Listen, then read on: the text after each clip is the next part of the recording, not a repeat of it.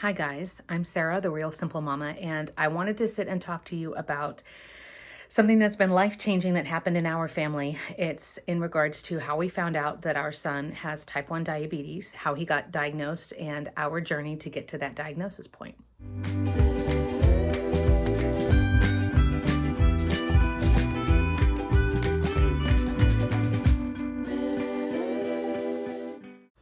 Thank you so much, first of all, for being here and for being patient with me, especially if you are a subscriber or a regular follower. I know that our channel had gone quiet for a little while, and you may have seen our quick video when I was still in the hospital with my son.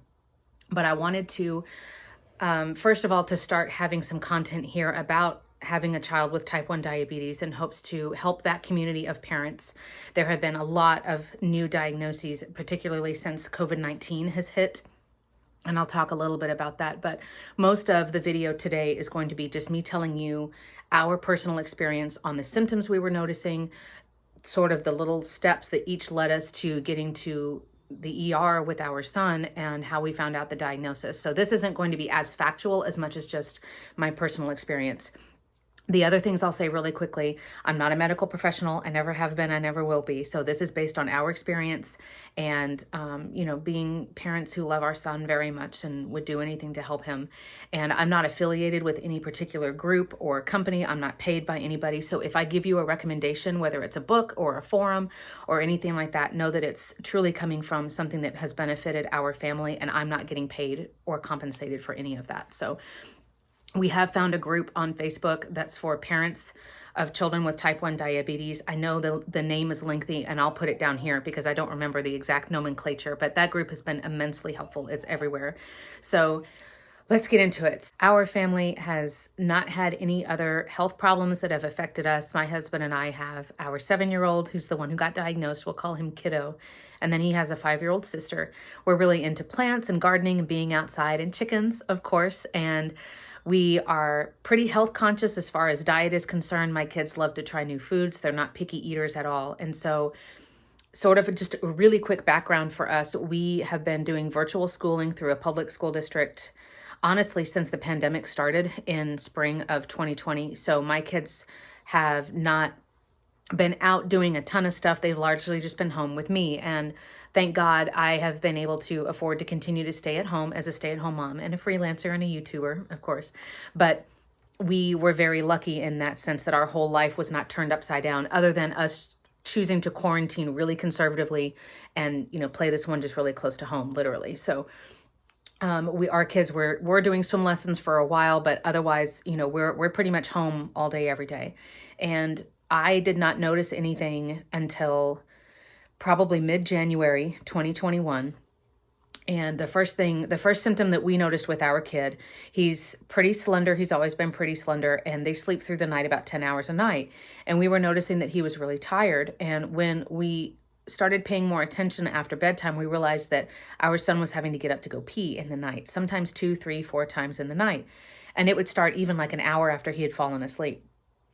And so our first thought was, okay, well, our son, he normally only drinks water. We don't give juice. Again, like we try to be very health conscious on what we give our kids and everything. And so we thought, okay, well, maybe we just need to stop letting him have water after dinner. So we did like a cutoff at like 6:30 at night. He's also capable of filling up his own water cup. So for me, even though I'm home with him, I wasn't really gauging or keeping track of how much he was drinking because he was filling up his water. And so after we had noticed, like, okay, he just seems, he seems more tired. Then it was like, well, he's thirsty all the time and he really wants water still before bed. Okay, well, that's kind of weird. And then the week that he got diagnosed, so we're talking Wednesday, January 20, he, again, he's at virtual schooling, so he's largely here, he's on a screen for part of the day. He is up and active after school and during breaks, but obviously not as much as if he was in a public school. And he was just really tired, and he asked if he could lay down during his last subject of the day, and he laid on the couch. It wasn't one of those like, Mom, can I lay down because I'm sick? And really, he was just going and playing, like he didn't want to do anything. And my son, even though he's slender, he is a really good eater, and he wasn't really interested in a snack or anything like that. But other than him looking tired, to me, he seemed pretty much fine. He had no elevated temperature at all. No coughing, sneezing, nose was clear, nothing that I could see like in his throat or anything like that. So it was just kind of like, oh, okay, yeah. By Friday, which I believe is January 22nd, this is the day that we ended up going to the ER. So this is what happened that day. He made it through class until about 10 a.m. and he asked if he could lay down on the couch, and he laid down on the couch for pretty much the rest of the day.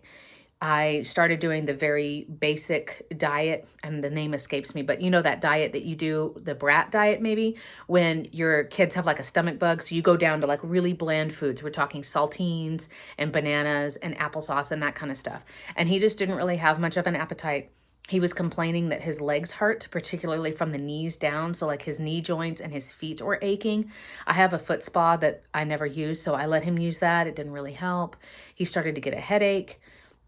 So I gave him some children's Motrin, and that kind of helped him, but he was just really lethargic. And I started to notice that his color wasn't right, that he had really dark circles under his eyes, and his face just looked gaunt, and he just looked bony. He looked skinny. And my husband is a slender person, and my children are, and I don't like using that name like as body shaming, but he looked skinny, like not in a healthy way.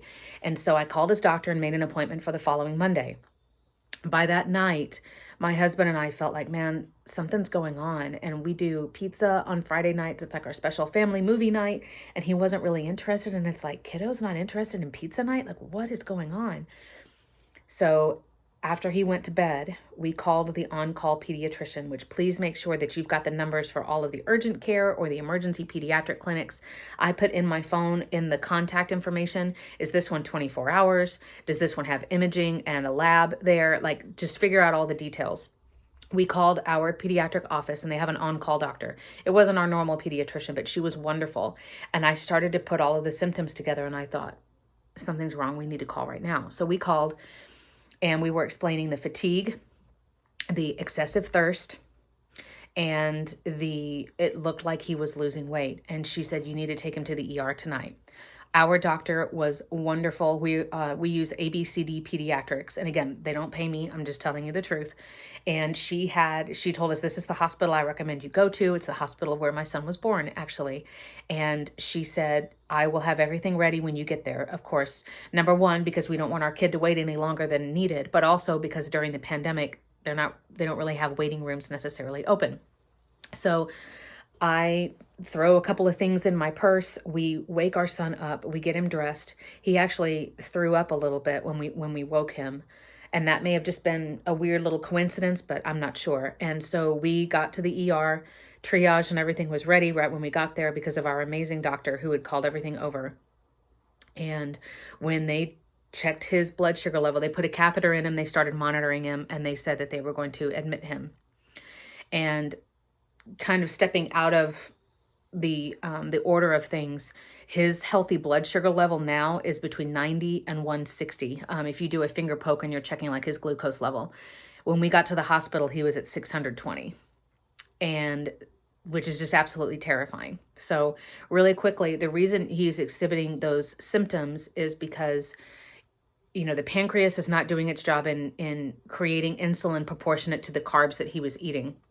And the liver thinks that it's helping, it's trying to help, but essentially what happens is your body is constantly thirsty because it's literally trying to flush out your blood. So you're peeing more because you're drinking more, but it's not really solving the problem. And one of the ER doctors had told us, not that you would want to do this, but if you had felt his urine or like smelled it, it would have been like Kool-Aid. It would have been sticky like a sugar drink, and it would have smelled sweet because the poor body is in a panic. And then as far as the fatigue and the losing weight, I mean, his body was starving itself. It wasn't able to absorb nutrients correctly because the pancreas was failing. Now, the other thing that I'll tell you before I go just a little bit into the hospital stay and the things that happened and all that kind of stuff. And I'll be doing a whole series of videos about if you find this and you're in the hospital with your child, and this is the gear that helped us in the beginning, and these are common terms. I'll do a whole series. But for us, I feel like now we understand all of these things. And so type 1 diabetes is genetic. We don't know why it activated in our son when it did. Usually it's either a trauma, like your kid has to go to the hospital for like a broken leg or something, and they just consequently find out that they're type 1 diabetic, or your child catching a virus and going through an illness like activates that gene, but it's genetic. Your child was always going to be a type 1 diabetic, so it's not your fault. It's not you being a bad parent, or trust me, I have enough mom shame for everybody, but it's not your fault. And the other thing is that these symptoms and the things that happened with us, as far as us getting to the hospital and getting that diagnosis, it's usually what happens. Because if you're with your kid all day, every day, like I was, I didn't notice him losing a little bit of weight every day. Now, of course, if you see somebody after 3 months and they've been working on losing weight, then you see a difference, right? Because you've seen the snapshot and then a snapshot again much later. But for my son, me literally being with him all day, every day, over time, I didn't really notice until we put all of these little puzzle pieces together and we saw the big picture. So going into the hospital, we ended up being there for 5 days. We were in the pediatric ICU for 2.5, and then we were moved into the pediatric just hospital unit for the rest of the time. Our son did have ketoacidosis, which means that your blood sugar is just crazy high. Your body's in a panic. It's trying to get the acid from the excess sugar out of the blood. And so it took a good 12 or 16 hours of them doing, they started with just saline. He had a little catheter in his arm for 5 days. But they started with just saline to help start flushing it out and to help his body. And then after they felt that the worst of the danger was over, then they started giving him 2 different types of, there was 2 different types, sort of like glucose, that they were adding in to help. But they didn't start insulin right away or anything like that. So for us to be discharged from the hospital, we had to meet with the pediatric endocrinologist, who we still text every day. And today is our 2-week diaversary. We've been diagnosed officially 2 weeks now. And we had to get all of the necessary equipment, from the pen needles to the lancets. And I'll show you all of this stuff in another video. But we had to have all of that stuff brought up to the hospital so that we could practice on our son. And basically the goal was they didn't want to discharge us until his levels were stable enough during the day and at night, and that I could prove that I knew how to dose him and check him and do the finger poke and the insulin and all of the things. And that's what they needed to let us go. So there was the doctor on the floor for every shift, but of course they would come in and do what they could, but they weren't the expert in this. So we were dealing with the endocrinologist, and then the diabetic educator have been our 2 guardian angels through all of this. So it's been crazy, the emotional journey. It's been very difficult because of the pandemic. I was there at the hospital with my son. You know, we didn't get to shower for like 4 or 5 days. It was, you know, it was terrible. We were dealing with cafeteria food problems for him, and then I had to figure out how I was going to eat. And there were just the stress, and nurses coming in every 2 hours and beeping machines, and it was a nightmare. It was hellish, to be honest. And if that's been you, then I am so sorry, but I am there in it with you, I promise. And because of the pandemic, my husband and daughter were not able to come at all. They were able to drop stuff for us down like in the lobby, and I could run down and pick it up, but that also made it more difficult and more isolating. So there is a lot of emotional work to be done for all of us. We've all had to cope in our own ways, and we're going to continue to go through the different phases of emotions of being frustrated and crying and screaming and why wasn't it me, God, instead of my child, and you know, all of the different things. But we are safe and we are okay, and we're learning every day. So that was the story of how we got diagnosed. I know it was a little bit lengthy, but I'm sure that if you're still here with me, then it's because your heart understands what I'm saying. And so, like I said, I do have a playlist here on my YouTube channel. I'm going to continue to add more content that helps. There will also be some written content coming up on realsimplemama.com. That usually ends up following the video by a week or 2. So check back by the end of February 2021 or beginning of March, and I'll start having a category on Real Simple Mama as well. This is my email address. If you have questions, concerns, again, I'm not a medical professional, but if you need some solidarity, somebody to talk to, or you're looking for resources and recommendations, I'm here for you. So thanks for watching.